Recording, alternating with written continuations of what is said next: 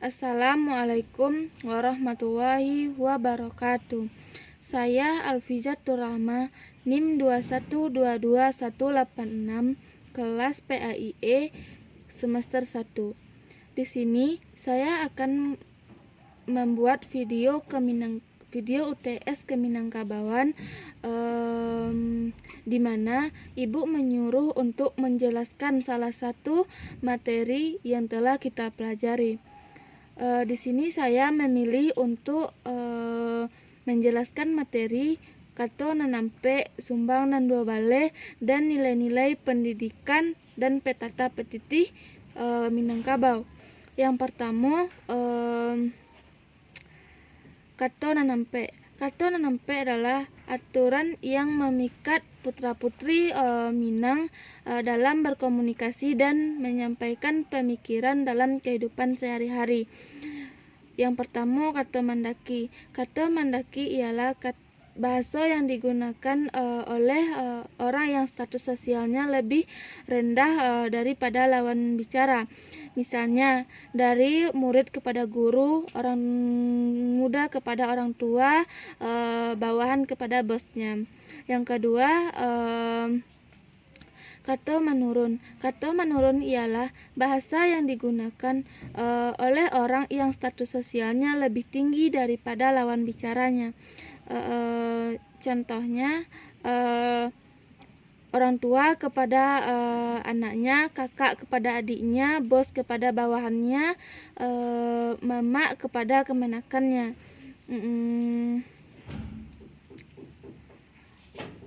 Dan lain sebagainya. Yang ketiga, kato malereng. Kato malereng ialah bahasa yang digunakan oleh orang yang status sosialnya sama. Misalnya, orang yang memiliki kekerabatan keluarga dalam perkawinan.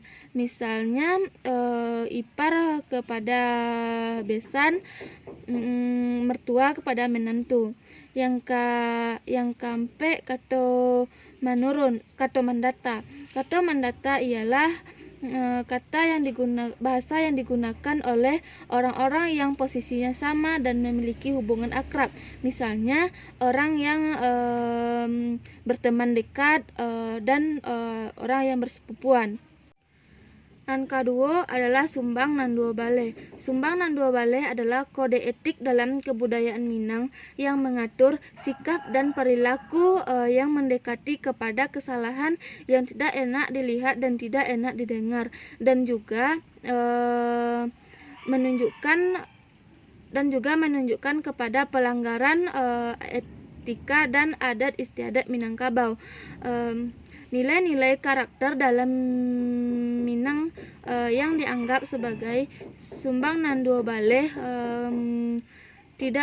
harus dihindari dan tidak boleh dilakukan oleh perempuan Minang. Sumbang nan dua bale yang pertama yaitu sumbang tagak. Sumbang tagak dilarang duduk atau berdiri di dekat pintu maupun tangga naik turun, dan dilarang berdiri dengan laki-laki yang bukan mahram sambil mengobrol. Yang kedua, sumbang bajalan. Sumbang bajalan yaitu dilarang berjalan sendirian, hendaknya berdua walaupun ditemani dengan anak kecil, tidak menghalangi jalan orang lain, dan tidak berjalan berdua dengan laki-laki yang bukan muhrim di tempat yang sunyi dan gelap. Yang ketiga, sumbang makan. Sumbang makan yaitu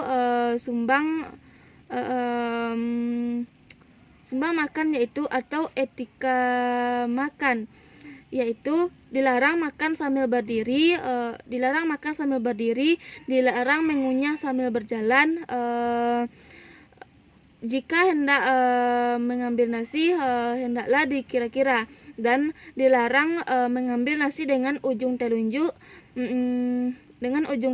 lalu memasukkannya ke dalam mulut dengan pelan-pelan.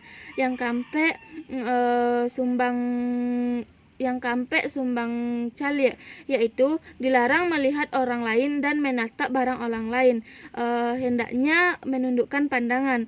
Yang kelima sumbang pakai. Sumbang pakai yaitu dilarang memakai pakaian laki-laki dan dilarang memakai pakaian yang ketat dan menampakkan lekuk tubuh. Dan jika memakai pakaian hendaknya sesuai dengan warna kulit,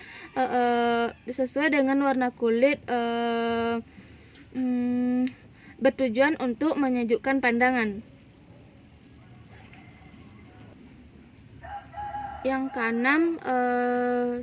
keenam sumbang duduk, yaitu dilarang duduk di tempat banyak laki-laki, basimpuah bukan baselo seperti laki-laki, apalagi sampai menaikkan kaki ke atas kursi maupun meja. Jika berbonceng hendaknya menyamping bukan mengangkang, dan menjaga diri dari pandangan orang lain. Yang ketujuh sumbang kato. Sumbang kato yaitu dilarang berkelakar di depan laki-laki, berkata lemah lembut agar dapat dipahami maksudnya, tidak menyela perkataan orang lain, tidak berkata kotor sewaktu makan, dan tidak menagih hutang di tempat yang ramai. Yang ke-8 sumbang bagawa. Sumbang bagawa yaitu dilarang duduk bercanda dan tertawa keras dengan laki-laki yang bukan muhrim. Yang ke-9 sumbang karajo, yaitu dilarang bekerja keras bekerja yang berat seperti yang laki-laki lakukan, contohnya seperti membajak sawah, memanjat, dan lain sebagainya. Yang ke-10 sumbang tanyo, yaitu tidak mengajukan pertanyaan yang membuat orang lain tersinggung, tidak bercanda dengan kata-kata kasar, tidak bertanya jika tidak ingin membeli, dan mendengarkan lalu bertanya dengan jelas. Yang ke-11 sumbang jawe, yaitu memikirkan jawaban dari pertanyaan orang tersebut dengan baik, tidak asal-asal menjawab dan tidak tergesa-gesa.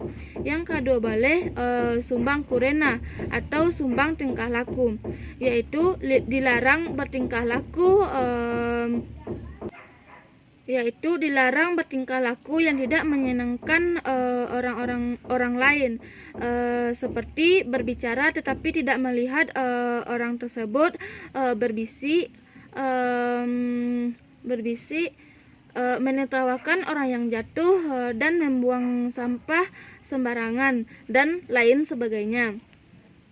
Yang ketiga nilai-nilai pendidikan dan dalam Petata Petitih Minangkabau. Petata Petitih Minangkabau yaitu suatu bentuk sastra lisan Minangkabau yang berbentuk puisi ataupun kalimat ungkapan yang mengandung pengertian luas, tepat, halus, dan kiasan. Contoh pepatah petitih ini yaitu 1. Di mana bumi dipijak, di situ langit dijunjung.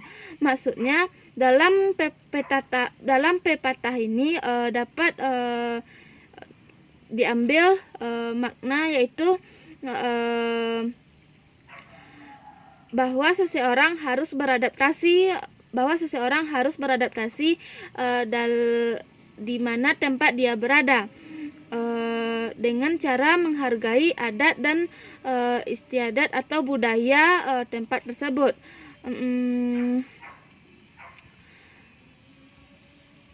Yang kedua, paliharolah kaki ketika berjalan dan paliharolah lidah ketika berbicara. Maksudnya yaitu paliharolah kaki ketika berjalan dan peliharalah lidah ketika hendak berbicara.